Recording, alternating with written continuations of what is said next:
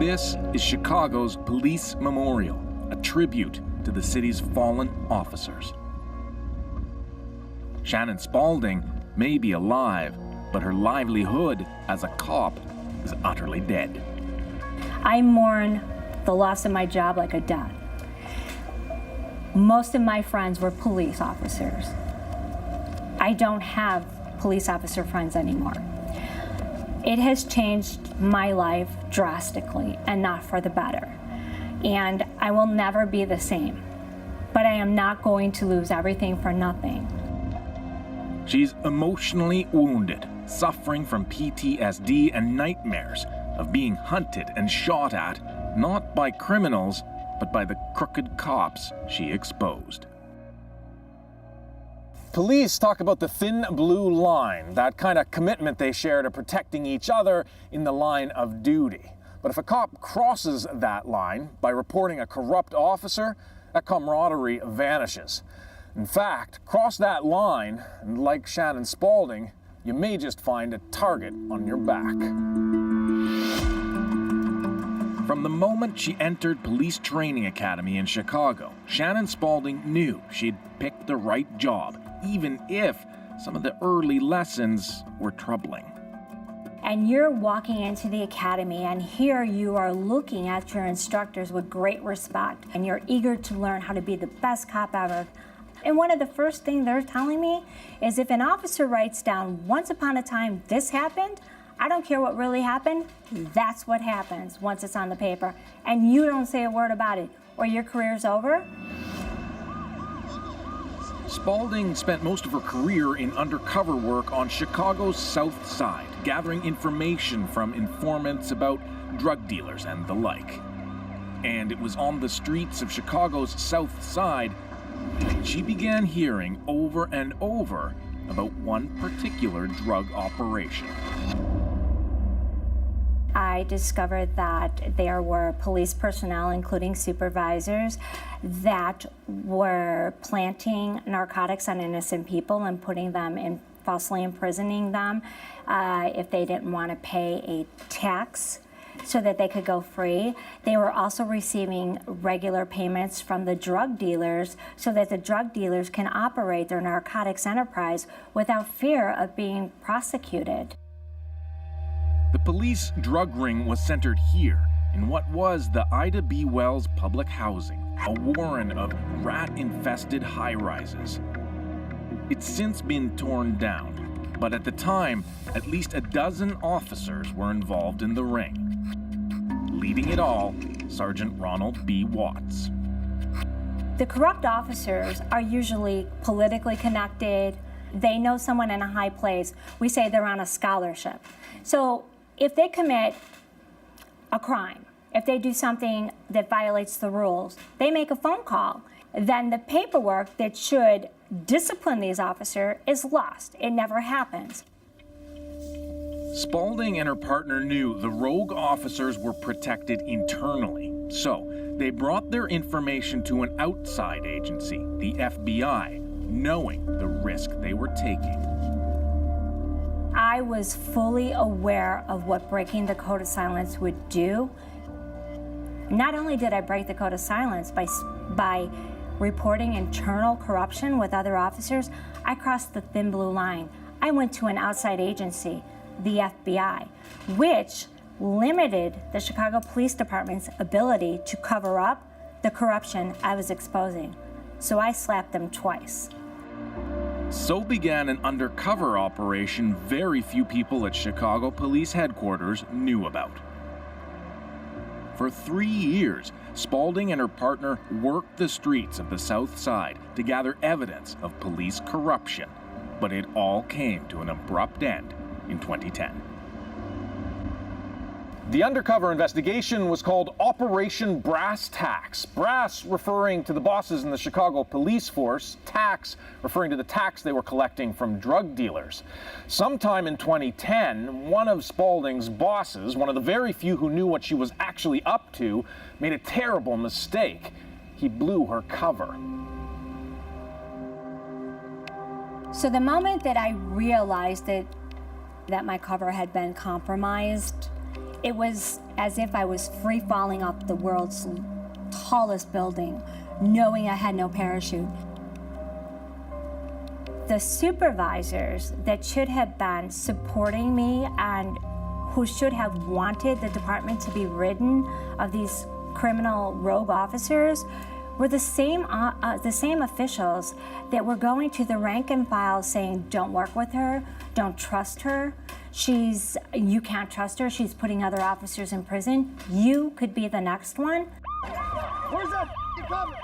Any cop anywhere will tell you when you're sent out to make an arrest, you need to know you can count on backup from other officers if trouble develops. It can determine whether you come home alive or not. That kind of backup was no longer available to Spaiding and her partner. It's me, my partner, and 2 radios.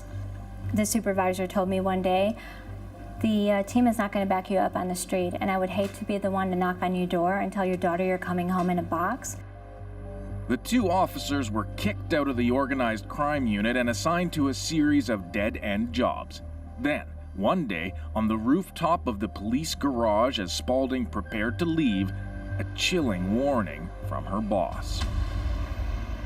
And he said, you need to wear your bulletproof vest coming and going from your personal car, arriving and leaving work, because if one of these bosses, and he named names, could take a shot at you across the parking lot, they hate you so much, they will. Trust me, wear your vest. You're in danger, and we can't protect you. Spaiding and her partner tried to get authorities inside Chicago police to investigate the threats against their lives, but her bosses refused.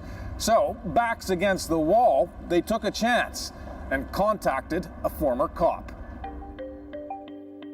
Pete Kokonis started his career with Chicago police as an undercover cop, just as Spaiding had. By the time he retired, he held a senior post inside the Internal Affairs Division investigating police corruption. And he had a reputation for sticking up for the underdog. I met with her a few times and I interviewed her, and basically I interrogated her like I would anybody else. And I asked her the same question different ways. I got the same answer every time. I got the A to B to C to D. She never wavered. If this was a Hollywood movie, it would be like Training Day with Denzel Washington, the most ridiculous movie I ever saw about policemen. I mean, and you know, they're turning a cop corrupt in 5 minutes. I wouldn't believe this kind of stuff would happen. But after 4 or 5 meetings, these 2 kids, it was so complicated that it would be impossible to make it up. You just couldn't make up stuff like this. Kokonis agreed to advise the pair on how to fight back, and they needed it because, predictably, Chicago police circled the wagons. Over at the FBI headquarters, Operation Brass Tacks got downsized. Of the many officers investigated, only 2 were charged, Sergeant Ronald Watts and his second-in-command, Khalid Muhammad. In the end, they were sentenced to less than 2 years. It was a very large investigation. It should have had at least a dozen individuals within the department go to jail for approximately 30 years. And I say to the chief, why can't you go after these individuals? He says to me, because I made deals with the devil. And how in the hell am I going to explain knowing about this corruption or these officers' actions for over a decade without landing myself in federal prison? NBC5 investigates. Is the Chicago Police Department punishing, even endangering, 2 of its own? Those are the allegations in a lawsuit. Fearing what the rogue cops might do to silence them, Spaiding and her partner filed a whistleblowers lawsuit against the Chicago police. They hoped it would protect them. They were wrong.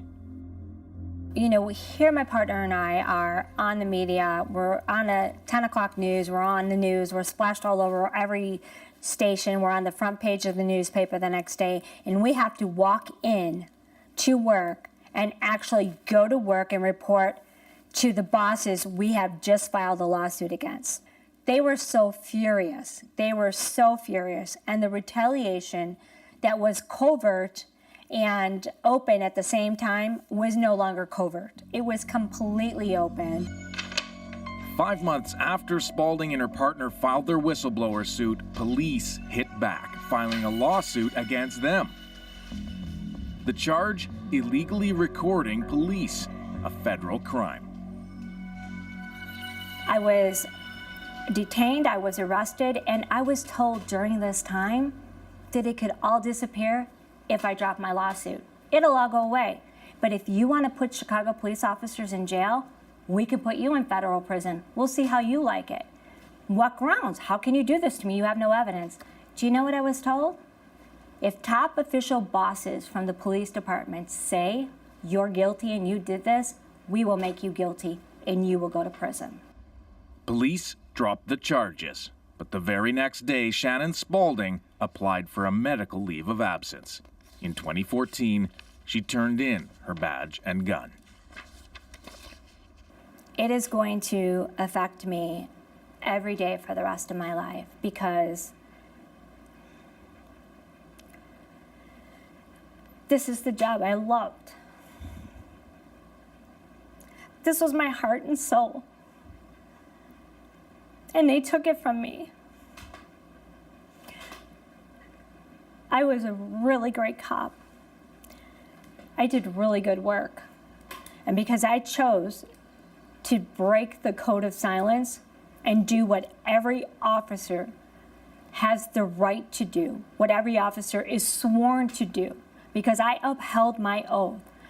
I was hung out at high noon in front of all the officers and made an example out of. A lot of the people that were involved in this harassment and this striking back at her have moved on to other places in law enforcement. There should have been an investigation instituted immediately, and these guys should have been investigated and either suspended or removed from this department. But nobody did anything.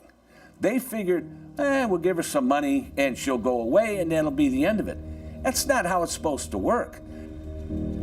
Alan, attorneys for the city say this case was not about the code of silence. In May 2016, the day the whistleblower suit was set to go to court, police settled the case for $2 million. After lawyers' bills and taxes get paid, Spaiding and her partner will each be left with a couple years' salary. And for Spaiding, a new focus. This is no longer an investigation for me. It is a cause. Because I want to make sure that I never, ever see another officer walk in my shoes. I want to make sure that departments, not only in Chicago, but across the nation, in Canada, that they honor whistleblowers, that they uphold them as heroes and not villainize them and make them the criminals and ostracize them and you know, put the fear into them that they can't come forward. That has to stop. It is a call for police to remember. The thin blue line represents officers standing to serve and protect, even when that line gets blurry.